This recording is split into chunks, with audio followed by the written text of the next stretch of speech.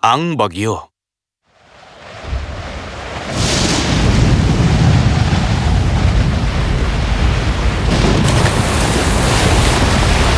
Kumapit kayo! Hila! Hila! Tulong! Tumulong kayo sa amin! Inuutusan niya ba ako? Ako ang hari ng Naples. Ama, mamamatay po tayo kung hindi tayo tutulong. Hila! Hila!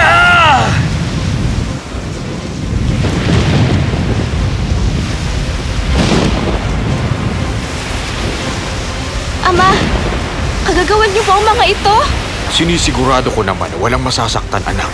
Pero mali po ito! Hindi mo maiisip na mali yun kapag nalaman mo kung ano ang ginawa sa akin ng mga tao sa loob ng barkong yon. Ibig sabihin, Sa tingin mo ba palagi lang tayong nasa kagubatan, Miranda? Hindi. 12 taon noon, ako ang Duke ng Milan. Humingi ng tulong kay Alfonso, ang kapatid kong si Antonio, ang Duke ng Milan. At tinraidor ako. Dinala nila kaming dalawa sa mapanganib na dagat. Tanging ang matapat sa akin na si Gonzalo ang nagbigay ng pagkain at mga libro para mabuhay kami. Maswerte kami na nakarating sa isla na ito. Kung hindi, hindi rin kami mabubuhay. isa ka pong duke? Buong akala ko po isa kayong salamangkero. Ang mga libro na binigay sa akin ni Gonzalo at ang hiwaga ng isla ang nakatulong sa akin. Ngayon, oras na para ipakita sa kanila ang pagiging salamangkero. Ariel! Naipadala ko na po ang Bagyo Master.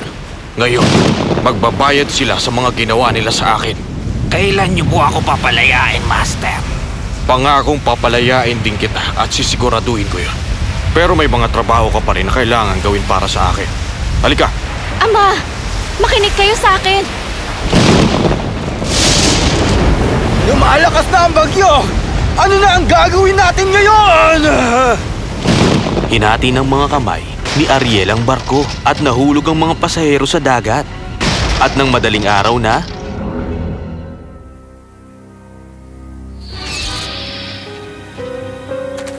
dinala silang lahat ni Ariel sa iba't ibang parte ng isla. May mahay kasi Prospero para hindi siya makita. Teka, nasaan ang anak ko? Ferdinand! Ferdinand! Alonso, maaaring naanod na siya sa kabilang parte ng isla. Kailangan mahanap natin siya.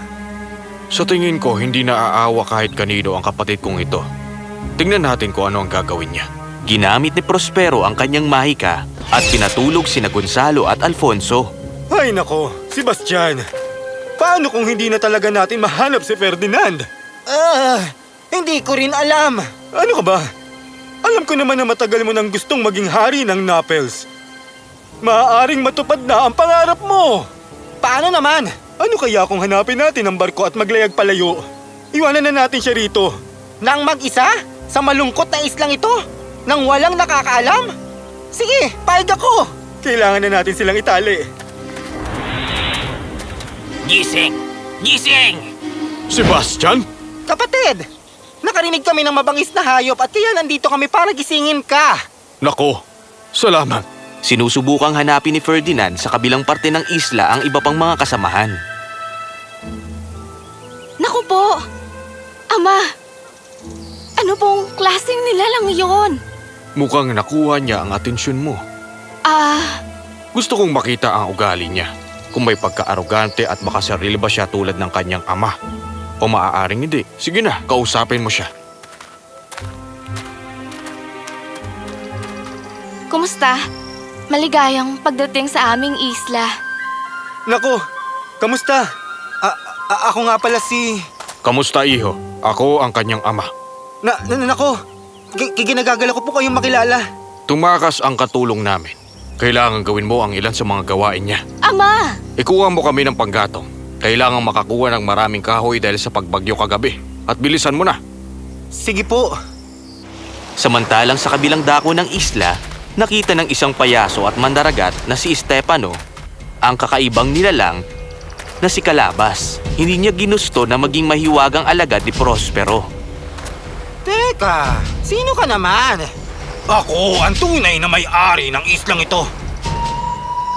Nakinuha ng masamang Prospero na yon mula sa akin at ginawa niya akong isang alagad. Sino siya? Sabihin mo, nagmula pa kami sa magiting na kaharian ng Naples. Ikaw ba ang hari?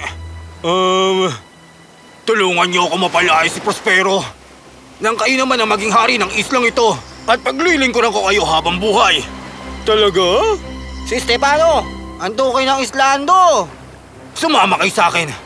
Una, kukunin natin ang kanyang mahiwagang balabal at sisirain natin ang libro niya. Tapos makukulong niyo na siya.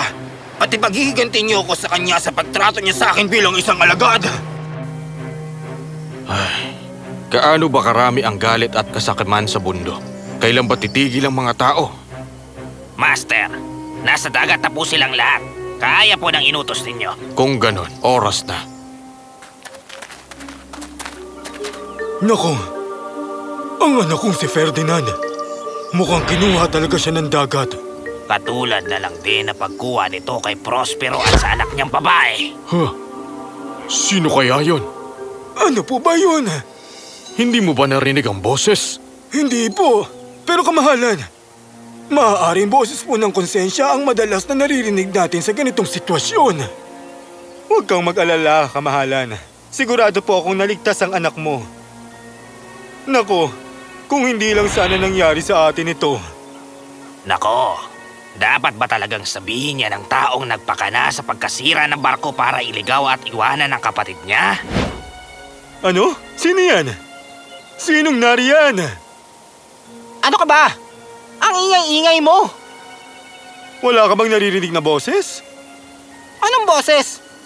Pinasok na yata ng bagyo ang isip mo. Ito ang mga libro ni Prospero. Sirain nyo na. Sige na, sirain mo na, Kalabas. Dapat lang sa'yo to. Ginawa mo akong isang alagad sa sarili kong isla. Nang makarating kami rito, gutom at sugatan kami ng anak ko. Bilang may-ari ng islang ito, tinulungan mo ba kami? Katunayan? Ha? Sa sobrang galit mo sa akin, sasaktan mo ako at balak mo rin siyang gawing hari ng isla na pagmamay-ari mo? Gusto mo rin na maging alagad niya para lang hindi na kita maging alagad? Ganun ba? Tama ba talaga ang binapalak mo? Sa totoo lang.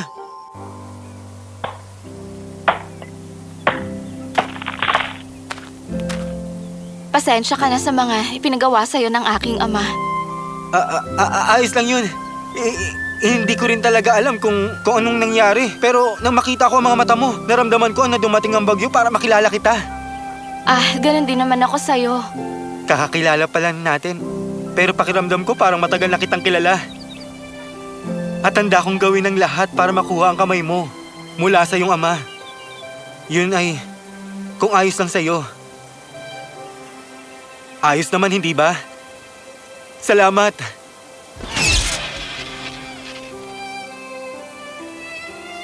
Napakaganda ng musikang ito. Napakapuro. Pero napakaingay rin. Bakit ba ganoon, Gonzalo? Kapag hindi na po tayo napapasaya ng mga bagay, ibig sabihin may tinatago po tayo na konsensya. Hindi mo pa napapatawad ang nagawa natin noon kay Prospero? Tama ba? Nag-aalala ko sa araw na hindi mo na kayang mapatawad ang sarili mo. Teka, ano yun?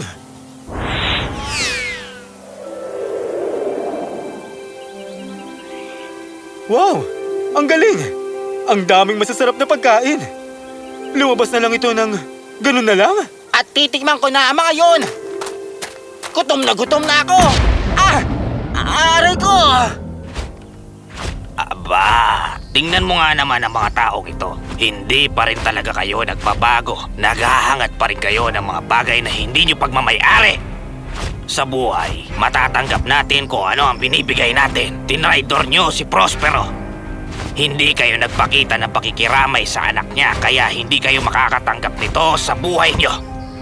Ang mismong karagatan kung saan nyo sila tinapon at iniwan ang nagpadala ng bagyo sa inyo para malaman nyo ang pakiramdam ng matakot, magutom at lumaban para mabuhay. Mga traidor, dapat lang hindi kayo bigyan ng simpatsya. Nako, ano ba itong nagawa natin? Pinagdusa ba natin si Prospero na katulad ng nangyari sa atin? na kaya nagdusa ang anak kong si Ferdinand. Sobra akong napabulag sa kasakayman ko sa kapangyarihan na hindi ko man lang naisip kung ano ang pagdadaanan ng kapatid ko. Ang buong akala ko, nagawan ko siya ng pabor nang iwan ko sila ng buhay ng anak niya. Pero napakasama, kasuklam-suklam at nakakatakot ang nagawa ko. Tapos na ang layunin ng aking mahika.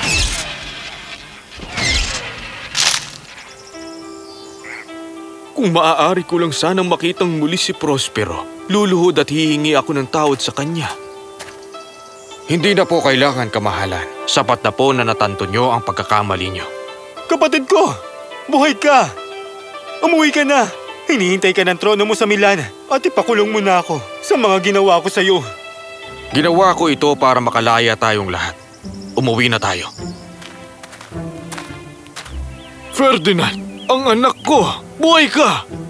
At binigyan ko sila ng permiso na magpakasal. Pumayag din sana kayo.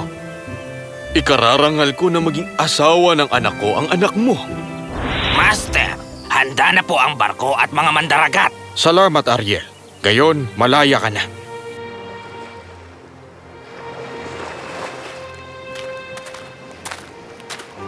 Huwag kang umalis, Prospero. Dito ka lang.